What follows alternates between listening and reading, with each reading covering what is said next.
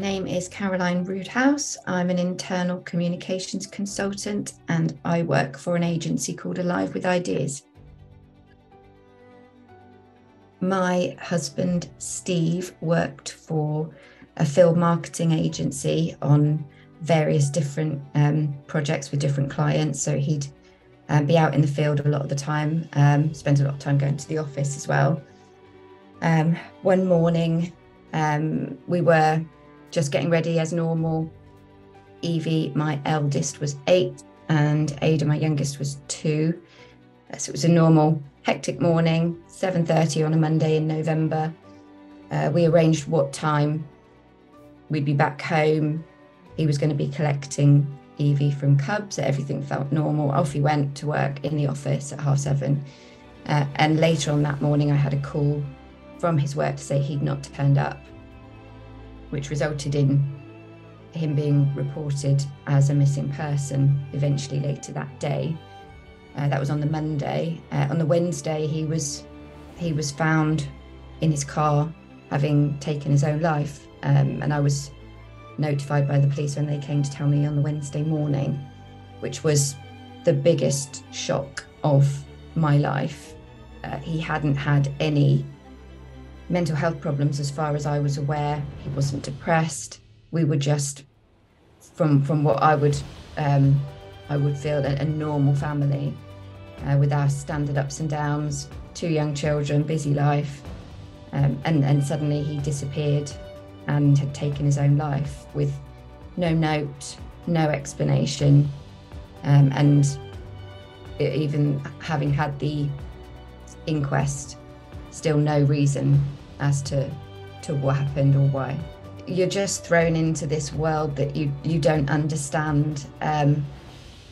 Processes, the funeral, the inquest, different things to do with reporting the death, and yeah, it's just you're working on autopilot. But the biggest challenge was working out how to tell the children and how to word it. Luckily, I had a lot of support from different charities, Winston's Wish being the main one. That was amazing, even kind of giving me a script on that morning for when I was walking down to Evie's school, to then sit in a room and tell her that Daddy's no longer missing, he's now dead and he's not coming home, which felt very brutal at the time, as did a lot of the guides and booklets that they sent through. But reflecting back afterwards, they were very practical, supportive, and gave me everything I needed. I think the challenge for me now is that Ada, who was 2 at the time, is now 7, and I'm having to go through the whole process again, as I did with Evie, who was 8 at the time, because there's only so much information you can deliver in one go, that they will understand and be able to process.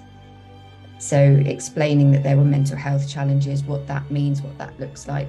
Luckily, there's a lot of support in schools these days to help with that. But yeah, that was the biggest challenge at the time, was to support the children and try and explain it to them, as well as trying to look after myself as a sudden single parent. That was never my plan. Initially, just utter disbelief, which I think actually hasn't changed up to today. There's still complete disbelief, but that sudden shock on day one, and the deep sadness and just not having any clue how to process what's happened, how to talk to people, how to respond to people who talk to me. So I think for me, I just wanted to block everything out, shut everything away, focus on the children.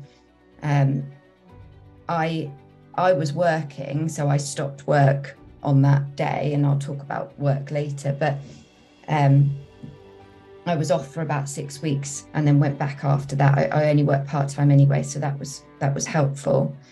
But it's just that initial navigating all those processes and trying to do that when I think that the 3 three biggest emotions for me were this utter disbelief, this deep sadness and loss that 50% of my life was gone, and then the anger as well of just not telling me. When you're a husband and wife, you talk about everything, you share thoughts, plans, ideas, every little worry that you have, we spoke to each other about.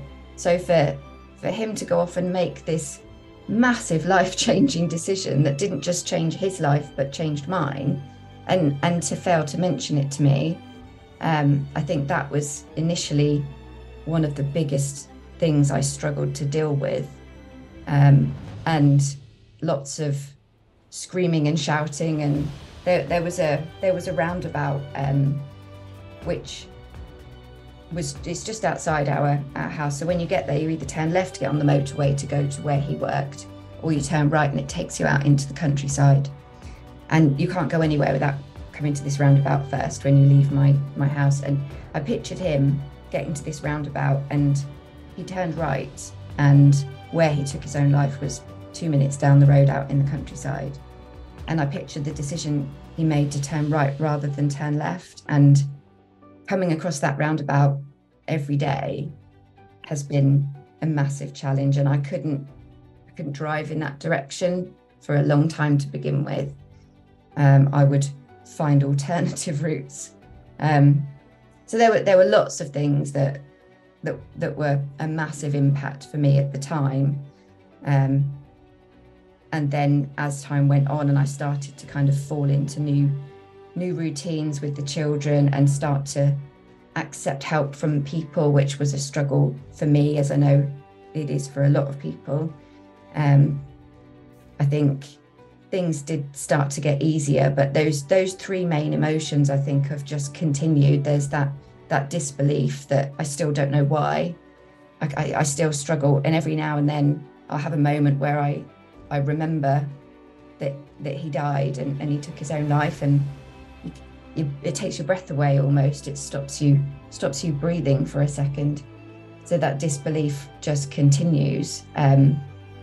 The sadness continues. You can just find yourself crying at the smallest things even now, and the anger is still there. So the longer term impact for me, those emotions haven't changed. I guess they've dulled a bit over time because you just can't function with them in your face constantly at that degree. And you learn coping mechanisms through therapy and various different things that I've done. Being a single parent for me has been the biggest challenge longer term. And as they've got older and they've started to get involved in more things and different clubs and different things with schools, and they've got their own challenges emotionally and all the things that kids go through, to deal with all of that alone, I find very challenging. And it's exhausting, I think, having those emotions constantly there, as well as the more practical, logistical stuff. I'm constantly exhausted, and I don't have the capability to be exhausted when I'm a single working parent. And they're both doing amazingly well at school, winning awards for being brilliant people. Evie, for example, has just won an award for being a wellbeing ambassador and running assemblies in primary schools to help younger children understand the impact of things like this and how to look after their own mental health. So I'm stunned at how resilient they are, and I learn from their resilience every day. I think it was very different for each of them because Evie was 8 and Ada was 2 at the time. I think Ada didn't really understand much about what was going on. There was a lot of people around in the early days for the first couple of months. So her dad missing was kind of replaced by lots of other people being around. So I think for her, in the early days, it was less impactful. For Evie, she wanted to know everything, even down to the method that he used to take his own life. And I told her everything. I kept nothing from her. I think having all that information was a challenge, but it helped her to process everything quite early on.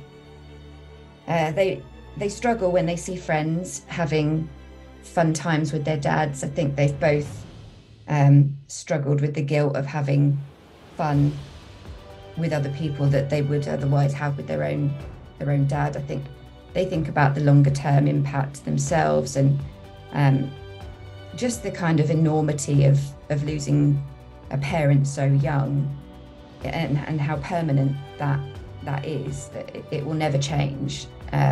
They'll never have a dad again. So I think that they do struggle with both those things. And I think they miss out on having two parents, having, like I say, in school holidays where I'm constantly working. I can't say, go and get your dad to do that with you, get your dad to play football. There's things I can't do, or I don't have the skills or I'm just not able to do, that I feel that other parent should be there to do, and they miss out on having that other parent. But yeah, longer term, they've just been amazing, particularly Evie, who's the older one, and doing all the work she's doing with mental health. She's just done an animation where she wrote the script, and she's worked on that with some of the people that I work with, who are very clever with the visual wizardry around creating things like animations. And they've done an animation around the language that's used. Evie in particular has struggled with when people say, for example, I'll kill myself rather than go through another maths lesson with that teacher. That really hits Evie hard. So she wanted to make a point at school to fellow pupils that it would be good to just stop and think about the language they use.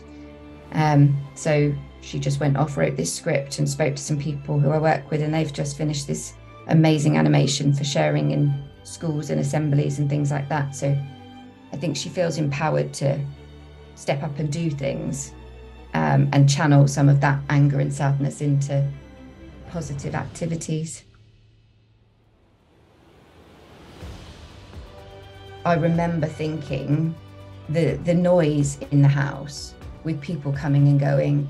There were police coming and going, different people from school, friends and family, all people meaning well, but I remember needing just space. And the first weekend, I spent most of the time just sitting in the office. Nobody was there. My boss, Alan, who was also a very good friend, would pop in knowing that I was there and just leave a coffee on the side, bring a couple of hot chocolates if I had the girls with me. But it was somewhere that I felt safe and away from all the noise. So that was initially just sort of practically somewhere I could go, but also I felt that I wanted to be working. Evie went back to school the following day because it was somewhere she felt safe and happy to be. And I felt the same way about work. I desperately wanted to be around my colleagues and have that normality. I couldn't because there was so much stuff to organise with the funeral and look after the girls and those sorts of things, and just be at home. But I was desperate to get back to work, and be around those people who wanted the best for me and wanted to make sure that I was okay and that the girls were okay. I remember the following day, actually, my boss Alan came here to our home early in the morning with toys for the girls.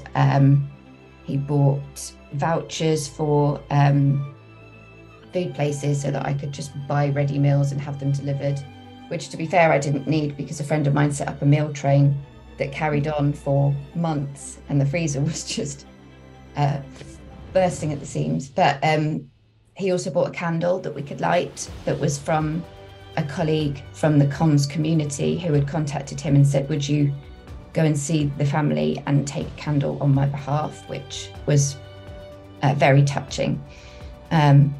He would take the girls out. Other members of the team, other colleagues would come round and just take the girls out for a walk with their dogs, or the girls were interested in arts and crafts, so they would take them into the office for an afternoon and teach them how to do calligraphy and things like that. Just anything that would give me a moment where I knew they were being looked after and supported by others. So along with the actual practicalities of work, they were helping with day-to-day home life as well. And I was more than happy to be in the office, whether that was where other people were around. Nobody would look at me strangely if I suddenly burst into tears and just laid my head on the desk. They might just put a hand on my back and make sure I was all right. But I felt I could just be myself completely. I've tried to sum it up in kind of 3 different ways that I feel like I had that support from work. And the first one was that there's that foundation of trust and respect was there already. I felt like I was trusted and respected as a colleague and as a person and as a friend by people. And I had that mutual trust and respect for them. So it just felt natural that that's somewhere I wanted to be, because that was already there. They knew me as an individual, and I think that was really important because they knew what I would need and what I wouldn't need.